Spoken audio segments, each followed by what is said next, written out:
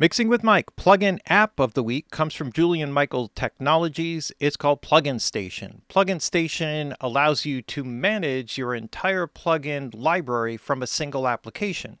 If you go to the website pluginstation.app, you can download the application, and upon installing it, you can create a user profile and set up your account with Plugin Station. Once you've established the account, then what you'll do is go about the process of scanning your plugin library list, available DAWs, and then you can have access to and start to use all the valuable features which we'll get into in this video. As of the recording of this video, this application is Mac only. I assume a Windows version will be coming sometime soon. It currently is a subscription only application, although there is a permanent license option that's in the works. If you decide to purchase a subscription, you can get credit of that towards the permanent license purchase if that's the way that you want to go. And the basic idea is that once you've installed the application, you want to scan your plugin library, scan your available DAWs, and scan your computer information. And what that will do is it will access or grab all the information that you need to open up a wide variety of features that go beyond just updating or deleting plugins. So when you set up the profile, it'll give a name for your computer. You can edit that name. It'll give you information about the computer, what the setup is, etc., operating system, the basic technical information that would be needed for tech support in case you were having problem with a particular plugin. The installed plugins show up on a list here. There's one other thing here, one other feature here, which we'll get to a little bit later, which is you can save the state or basically a profile of the setup of your computer, and this will become really valuable, as I will explain in a little bit. So the installed plugins will show up here on a list, and any plugin that is currently in the database will show up here with all of the information. You just click on the plugin itself. It will load up a graphic, give you a description of the plugin, and tell you who the manufacturer is, what type it is. This is a compressor, installed version, what formats are installed, what the supported operating systems are for it, etc., information, iLok license, etc. It also opens up a bunch of options because in here, the database is actually in the plugin list here, and this would give you some options to buy plugins, including searching multiple databases of plugin resellers and companies that sell plugins to get the best price. You'll get multiple price options and a direct link to that website page through this, so it checks all of that. You can also link to the plugin manufacturer for support, right, in case you have a problem with the plugin. Visit the website, show the plugin in the Finder. If you're actually in the Finder and you have a plugin, you're looking at the list, you're not sure where it came from, you could right-click on it, open it with Plugin Station. It'll give you all the information about the plugin if it exists in the database. And they have a pretty broad database here, and it's growing every day. I'll explain a little bit more about that as well. If there's an associated application that does the installations, there's an option there. You can uninstall it. So you have a wide variety of features just from any given plugin on the list. If you need to sort it, you could go through a sorting list to sort it by the manufacturer name or the type of plugin, apply those settings, and then it will kind of clear the list to only the ones that fit into the criteria you selected, so you don't have to scroll through some massive list of plugins. The DAWs, once they're scanned, also show up here in the list. So whatever applications you have, that will determine what plugin formats you need. This becomes important because there is an option, for example, if you only use Logic and you only need audio units plugins, you would be able to delete all VST and AAX plugins from your hard drive, taking up unnecessary space, and you don't need them because Logic doesn't use those plugin formats. That option would show up over here in the system warnings, and I'll get to that in a little bit. but the available DAWs will determine what plugins are there. When you install a plugin, sometimes it gives you the option to decide what plugin formats you want to use. Sometimes it does not give you that option. And so this helps you to clear out plugins that you wouldn't ever use in a different format. So we have all the DAWs here. If you go to the browser menu here, there's the list of all the plugins that are currently in the database. There's a pretty sophisticated filter for this. So if you're looking for particular plugins, EQ plugins, you could put in, universal audio, the type of plugin, EQ, the supported formats, etc. All the different criteria. Is it free? You look for free plugins, included in subscriptions and bundles, etc. All kinds of things that you can click on here, link to just sort of sort so that you can find exactly what it is that you're looking for. There's a bunch of icons that show up here. This shows that there are free plugins. This shows that this plugin is discontinued, right, and no longer supported. There's a whole bunch of other options here. This cannot be purchased individually. It's included with an application. And plugins that have been there's an updated version for version 2 or whatever of the same plugin, or some other updated version where they no longer support the old version. Plugin that is discontinued, etc., etc. So you have all of those options here, and all of that is available to you in this list. If you find a particular plugin that you like, if you decide that you want to purchase the plugin, let's see if I can pick a good one here. That probably will. Let's just see what happens here.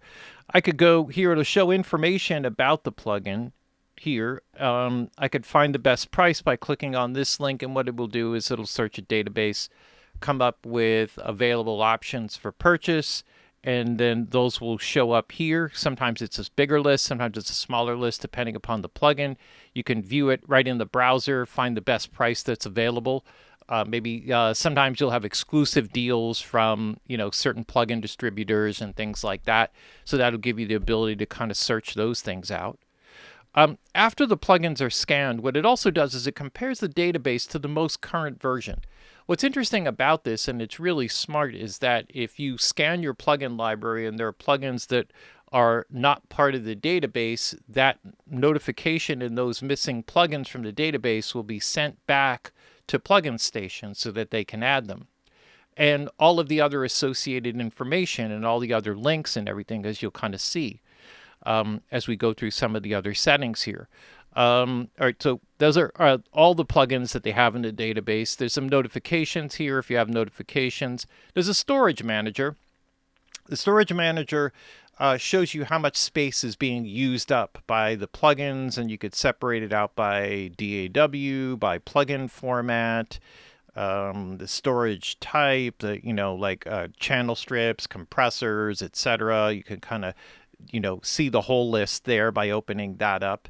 And this sort of plays into some of the other things here, which get into the system warnings. The system warnings will tell you how many plugins you have that are currently out of date, that have updates for them. So one of the biggest problems that I have a massive plugin collection. Part of it is I do plugin reviews and all of those other sorts of things. But the majority of it really is working in collaboration with all the clients that I have. I work in a lot of DAWs. I work with a lot of different people who have different plugin libraries, so I end up with a lot of plugins just as a way to maintain compatibility.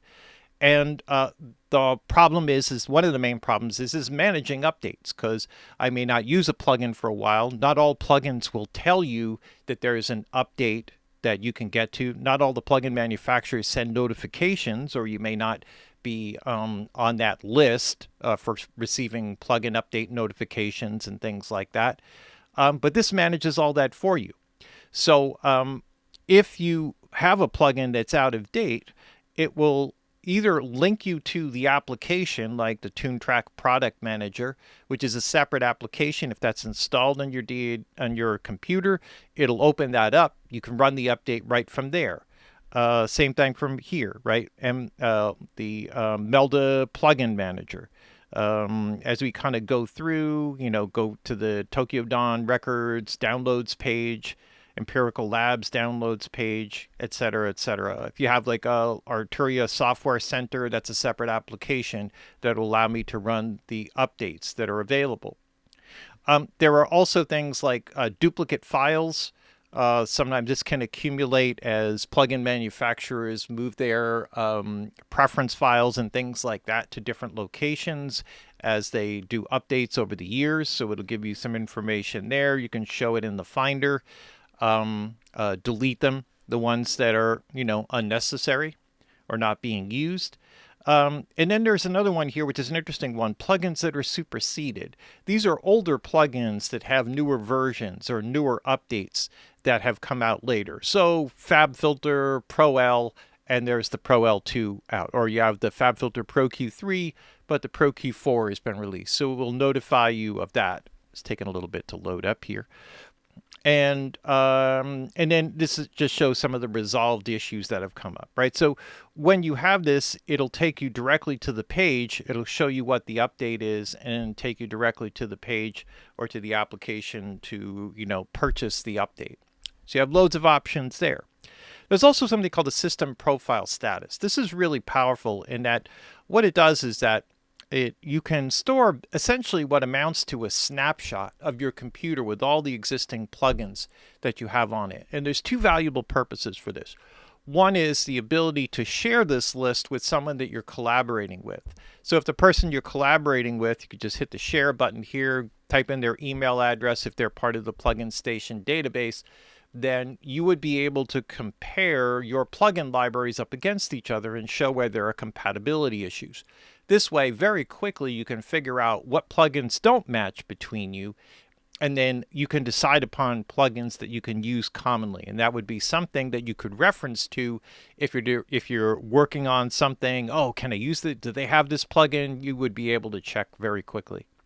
The other cool part about it is that with this profile store, if you get a new computer and you decide that you want to go through the laborious process of reinstalling all of your plugins over again, it would give you a list of all the plugins and the download links for all of those plugins. So as you can install them one at a time all the way through, right through the whole process. So it's not going to run all the installers and do everything for you. You still have to do that yourself, but it'll give you all the direct links to the download pages and to the applications that you do the installations with, so that you can install your plugin libraries. And you can compare your existing computer, the new one, to the old one, so you could see where what plugins have not been installed. Maybe you start with the most used plugins and kind of whittle your way downward to the least used plugins, however you want to do it. So this is really cool, right? And from here you could show like all the plugins and all of that. There's also some features here for iLok. So if you happen to lose an iLok, you have to get an RMA number from iLok. You get that, and then you type in your iLok user ID. And what this will do is it'll create all the information that you need to send to the individual manufacturer to get new licenses sent over to iLok so you can put them on a new iLok. Now, obviously, it's if you have the zero downtime, it's not that expensive from iLok. Some people just hate iLoks altogether, in which case you won't use this feature. But you can submit all of that information so that it will connect you directly to the plugin manufacturer, to their support page, all the relevant information that you need from iLok and your proof of purchases and all that other sort of stuff, whatever information they need to send a new iLok authorization so you could get yourself back up and running. So it gives you that. Okay, so all of this together with the ability to kind of update things, search for things, find the cheapest version of plugins that are available that are part of the database. The fact that the database is continually growing, right?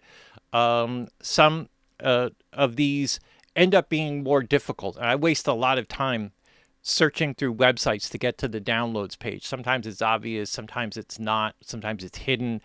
And with this, just gives you the ability to just sort of very quickly link out to, where the update is. It keeps track of what's, not up to date, maybe plugins that I'm not using as often, and, sort of keeps everything in line in terms of my setup. I found this to be, I just picked this up literally this morning.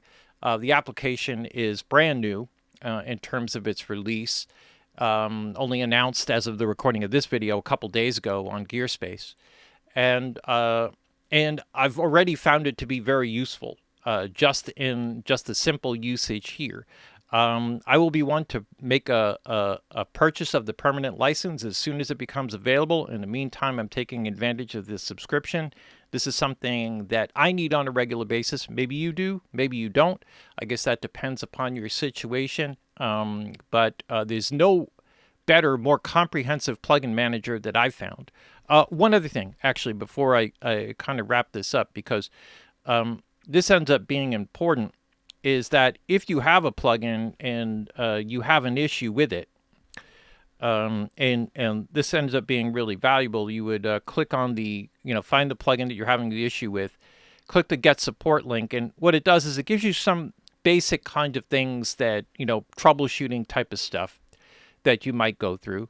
So if you're experiencing, say, for example, a bug with a plugin, you would click on from your list of applications that you scanned, that you were working in Pro Tools. It'll store all the system information here, and you type whatever the problem is, right? Like I say, crashes PT on instantiation, right? And you could be more thorough, whatever. I'm just going to do something real quick.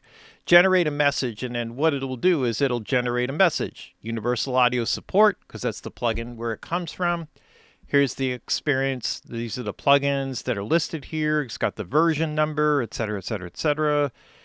Where the issue is occurring in, the current version of Pro Tools, all the information about my computer, right? Et cetera, et cetera, et cetera. The operating system that I'm currently running at, iLok version, all this other stuff, my message, whatever it is, thank you, right? So I can copy this. I can open the manufacturer support page, which will take me right to the place I need to go to submit my bug report or look for support. You could copy this to the clipboard, obviously, so that you could paste it in when you get the form, and you're good to go, right? So it's not like it's AI generated. It's not trying to it's just like all the basic information that you would need, right? So this whole plugin is created by someone who's worked in the plugin industry for a number of years and understands kind of all the shortcomings and problems and typical things that people run into in terms of managing their libraries, dealing with problems, et cetera, et cetera, et cetera.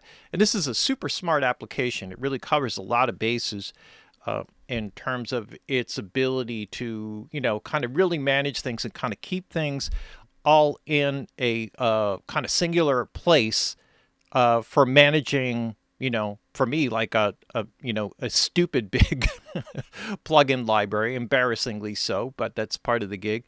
And it's definitely worthwhile, right? Even the ability just to uninstall an application that you're not using, old demo applications, things like that. Really great stuff.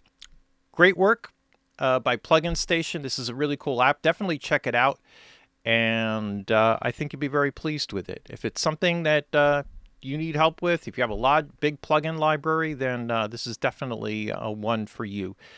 Plugin App of the Week from Julian Michael Technologies, Plugin Station. It is the Plugin App of the Week. Check it out.